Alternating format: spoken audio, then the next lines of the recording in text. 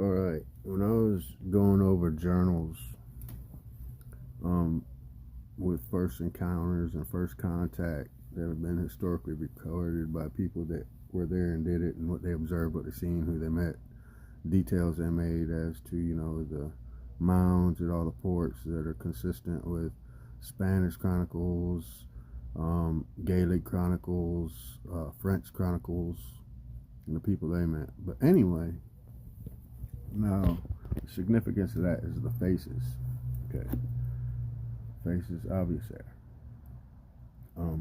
But at the mouth you'll see this little squiggly mark.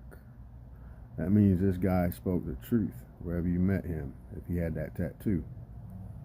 And I know this because of a Jesuit encounter. And I learned about it a long time ago, but he described the tattoo by his mouth. Now that tattoo is, I don't know if you can see it, but that's what was tattooed on the mouth of the Jesuit encounter. But I tattooed it so I would always remember it, that I would have to look for that. So when I find things with that, I know that this guy was a runner and he traveled, and he was Unandawaga. And then this is his cousin, or his brother even, just on another territory, and they mined and quarried these materials and they traded them. But I just wanted to throw a little history in there with that, and that, as the sunlight gets brighter, these placed in proper places, you got to follow those shadows as well. But earlier, the last video I made, the prominent pyramid was right there. Now it is right here because the sun has moved a little bit that way.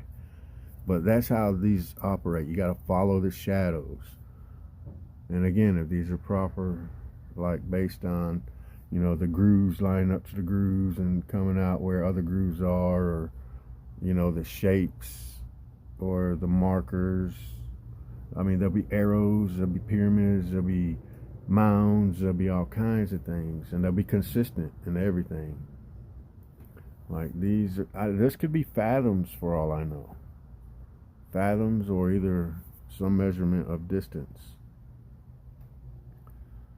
So I'm thinking that if these are properly placed, then since this is showing up so prominent right there, and it's prominent right here,